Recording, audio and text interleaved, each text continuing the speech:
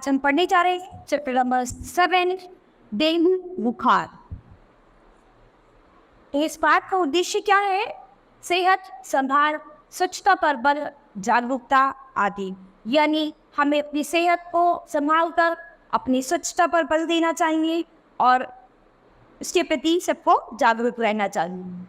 पाठ प्रवेश कुछ बीमारियां इस प्रकार की होती हैं कि यदि उनके लक्षणों और कारणों की पूर्व जानकारी हो तो उनसे बचा जा सकता है। यानी बहुत सी बीमारियां ऐसी होती हैं जिनके बारे में अगर हमें पहले से ही पता होता है, उनके लक्षण यानी किस तरह से वो बीमारियां होती हैं और उनसे बचने के उपाय अगर हम पहले से ही जानते हैं तो उनसे हम बच सकते हैं।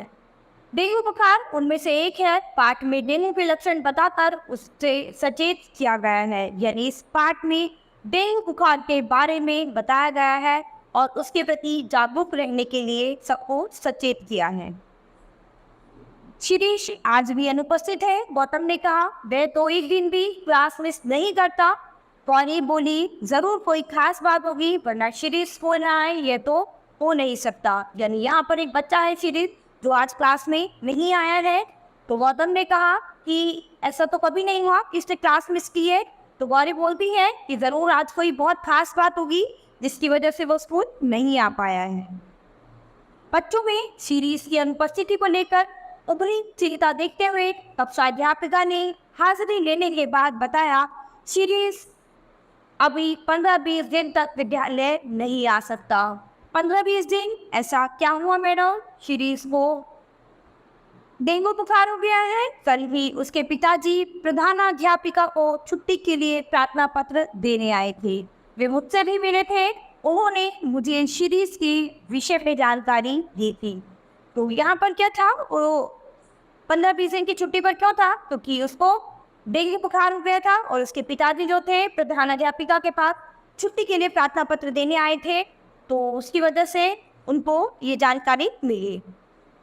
मैडम डेंगू बुखार क्या होता है? गौतम ने पूछा। डेंगू क्यों होता है? आदित्य ने प्रश्न किया। तो यहाँ पर दो बच्चों ने अलग अलग प्रश्न किए। गौतम ने पूछा कि डेंगू बुखार क्या होता है और आदित्य ने प्रश्न किया कि डेंगू क्यों होता है, किस कारण होता है। तो बातचीत प्रार्थना पत्र क्या होता है और ये देना क्यों जरूरी होता है चर्चा की हुई। यानी ये आपको पता ही है कि प्रार्थना पत्र क्यों दिया जाता है। यानी अगर आपको कभी भी किसी कारणवश स्कूल से कोई छुट्टी लेनी होती है कुछ है तो उसके लिए एक प्रार्थना पत्र आपको देना पड़ेगा स्कूल। साधारण डेंगू, क्या डेंगू के कई प्रकार हैं? हाँ गौतम, डेंगू के कई प्रकार हैं जिनमें साधारण डेंगू, हेमरेजिक और शॉक सिंड्रोम डेंगू प्रमुख है। यानी जो साधारण डेंगू है इसके अंतर्गत दो डेंगू आते हैं, हेमरेजिक और शॉक सिंड्रोम डेंगू प्रमुख है। मैडम साधारण डेंगू, हेमरेजिक और शॉक सिंड्रोम में क्या अंतर है? अब ये शिरीष से पूछा। शिरीष तुम्हारा प्रश्न बहुत अच्छा है। इनके पाए जाने वाले लक्षणों को देखकर इनके अंतर को समझा जा सकता है। यानी इनके लक्षणों को देखकर हम इनमें अंतर बता सकते हैं। मैडम साधारण डेंगू के क्या लक्षण है? गौरी ने पूछा। गौरी साधारण डेंगू बुखार में अचानक तेज बुखार के साथ सिर दर्द, मांसपेशियों के साथ जोरों में तेज खिंचाव और दर्द होता है। यानी जो साधारण डेंगू बुखार होता है उसमें ज़्यादातर क्या होता है, तेज बुखार के साथ सिर दर्द होता है और मांसपेशियों के साथ जोरों में तेज खिंचाव और दर्द महसूस होता है। मुंह का लाल भाग प्रभावित होने से स्वाद खत्म हो जाता है, भूख भी नहीं लगती है, बिना किसी कारण पेट में असहनीय दर्द होता है। इतना दर्द ऋषा घबरा गई। हाँ ऋषा, डेंगू को हड्डी तोड़ बुखार भी कहते हैं क्योंकि इस रोग में इतनी पीड़ा होती है जैसे रोगी की हड्डियां ही टूट गई हो। और क्या लक्षण है साधारण डेंगू के? कई बच्चों ने एक साथ पूछा। अब बहुत सारे बच्चे जो थे सब उसमें इंटरेस्ट आने लगा, सब इसके बारे में पूछने लगे कि और इसके क्या क्या लक्षण हैं साधारण डेंगू के। रोगी को बहुत अधिक कमजोरी महसूस होती है, गला सूखने लगता है, इन सब के साथ शरीर पर लाल गुलाबी रंग के चकत्ते बनने लगते हैं। मैडम डेंगू हेमरेजिक बुखार में क्या होता है? अब जो हेमरेजिक बुखार है उसमें क्या होता है उसके लक्षण पूछना चाह रहे हैं बच्चे। डेंगू हेमरेजिक बुखार में नाक, मुंह और दांतों में रक्तस्राव के साथ तेज बुखार हो जाता है। इसमें बुखार 105 डिग्री फ़ारेनहाइट तक पहुंच सकता है, जिसका सीधा प्रभाव मस्तिष्क पर पड़ता है। यानी इसमें जो बुखार है वो 105 डिग्री तक भी पहुंच सकता है और जिसका सीधा प्रभाव हमारे माइंड पर पड़ेगा। इसमें DHS पॉजिटिव जांच के बाद मरीज को प्लेटलेट्स चढ़ाने की ज़रूरत होती है। मैडम, डेंगू शॉक सिंड्रोम के क्या लक्षण है? प्राची ने पूछा। प्राची पूछती है कि जो डेंगू शॉक सिंड्रोम है उसके क्या लक्षण हैं।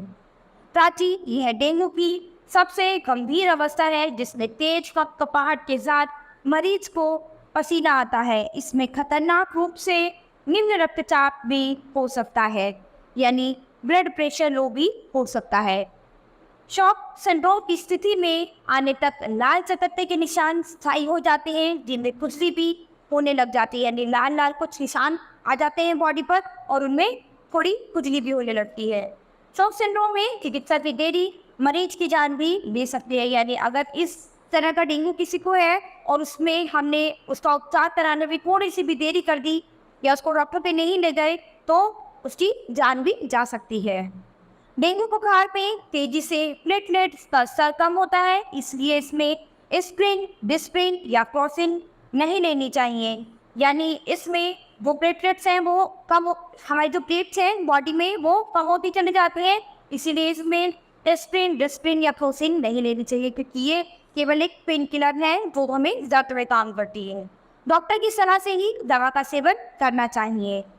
मैडम, डेंगू के मरीज को प्लेटलेट्स भी चढ़ाने पड़ते हैं।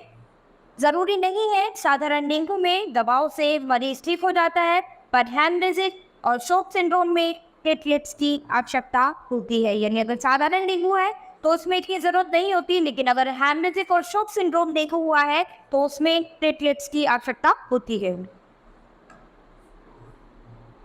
क्या डेंगू के मरीज को खाने पीने में सावधानी बरतनी चाहिए? इसी ने पूछा। अपनी शो का नया प्रश्न था कि इस तरह के मरीज को खाने पीने में सावधानी बरतनी चाहिए।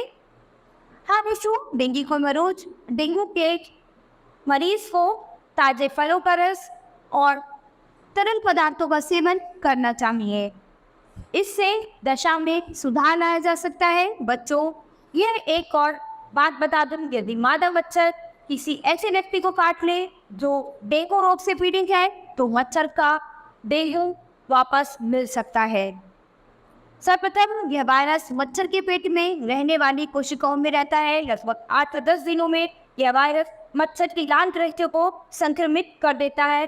अब मच्छर मानव को काटता है तो इसकी संक्रमित लार जो है मानव को संक्रमित कर सकती है। मैडम, क्या डेंगू को रोकने हेतु वैक्सीन उपलब्ध नहीं है? राघव बोला। अब राघव ने बोला कि अगर हम डेंगू से बचना चाहें तो उसके लिए कोई वैक्सीनेशन नहीं है क्या? तुमने बहुत अच्छा प्रश्न किया है। डेंगू बुखार से बचाव के लिए अभी तक कोई वैक्सीन नहीं आई है। हाँ, वैज्ञानिक इस दिशा में प्रयासरत आवश्यक है, यानी जो वैज्ञानिक हैं वो इस दिशा में अभी कार्य कर रहे हैं, लेकिन अभी तक कोई वैक्सीन नहीं आई।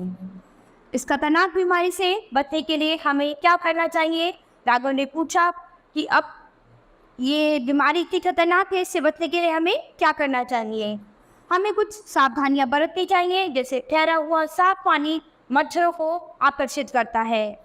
ठहरे हुए पानी को खुले पात्रों में भरकर नहीं रखना चाहिए, यानी किसी भी बर्तन में खाली पानी को नहीं रखना चाहिए, क्योंकि उस पर मच्छर आने लग जाते हैं। यदि रखना आवश्यक हो तो उसे बदलते रहना चाहिए। यदि पानी स्टोर करना आपके लिए ज़रूरी है तो उस पानी को समय समय पर बदलते रहना चाहिए। पात्र को ढककर रखिए, यह मच्छर दिन में काटता है। इससे बचने के लिए शरीर को पूरी तरह ढकने वाले कपड़े पहनने चाहिए, यानी ये जो मच्छर है ये दिन में काटता है और इससे बचने के लिए शरीर को पूरी तरह ढके हुए कपड़े पहनने चाहिए। मच्छर से बचने के लिए कीटरोधी दवा का छिड़काव किया जा सकता है। बच्चों, शरीर को स्वस्थ रखना हमारी जिम्मेदारी है। हमें स्वास्थ्य के प्रति सजग रहना चाहिए, खान पान के प्रति सतर्क रहें, आसपास का वातावरण स्वच्छ रखें, रोगी से बचने का प्रयास करें और ऐसी जानकारियाँ अपने से जुड़े सभी लोगों में बांटते रहें, क्योंकि ज़रा सी सावधानी से हम डेंगू जैसे गंभीर रोगों से बचाव कर सकते हैं। यानी हमें अपने आप को, अपने आसपास के वातावरण को, अपने जानने वाले लोगों को, सभी को स्वस्थ रखना चाहिए और उसके लिए सफाई बहुत ज़रूरी है। हमें अपने आसपास हमेशा सफाई रखनी चाहिए जिससे किसी तरह की हमें कभी कोई बीमारी ना लगे। तो बच्चों, इस चैप्टर में हमने डेंगू के लक्षण, डेंगू के कारण इनके बारे में पढ़ा है। यानी डेंगू जो है किस तरह से हमारी बॉडी में फैलता है और इसके क्या क्या लक्षण होते हैं। तो ये चैप्टर बच्चों अब हमारे यही खत्म होता है। अब हम अपनी नई क्लास में मिलेंगे अपने नए चैप्टर के साथ।